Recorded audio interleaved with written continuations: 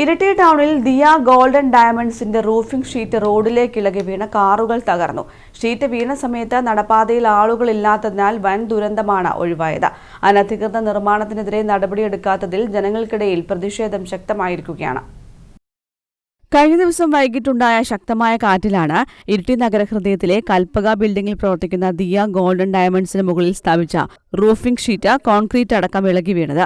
റോഡിന് എതിർവശത്തുള്ള പള്ളിയുടെ പാർക്കിംഗ് ഏരിയയിൽ നിർത്തിയിട്ട 2 കാറുകൾ ഷീറ്റ് വീണ് തകർന്നു. പാർക്കിംഗ് ഏരിയയ്ക്ക് സമീപമുള്ള കെട്ടിടത്തിൽ പ്രവർത്തിക്കുന്ന ജ്വല്ലറിയുടെ ബോർഡുകളും മറ്റും ഇതിന്റെ വീഴ്ചയിൽ തകർന്നിട്ടുണ്ട്. ഷീറ്റ് വീണ സമയത്ത് നടപ്പാതയിൽ ആളുകളില്ലാത്തതിനാൽ വൻ ദുരന്തമാണ് ഒഴിവായത്. കെട്ടിടങ്ങൾക്ക് മുകളിൽ റൂഫിംഗ് ഷീറ്റുകൾ സ്ഥാപിക്കുമ്പോൾ അതിന് സുരക്ഷ ഉറപ്പുവരുത്തേണ്ടത് നഗരസഭയാണ്. അതോടൊപ്പം ഫയർഫോഴ്സ് ഉൾപ്പെടെയുള്ളവർ ഇതിന് അനുമതിയും നൽകേണ്ടതുണ്ട്.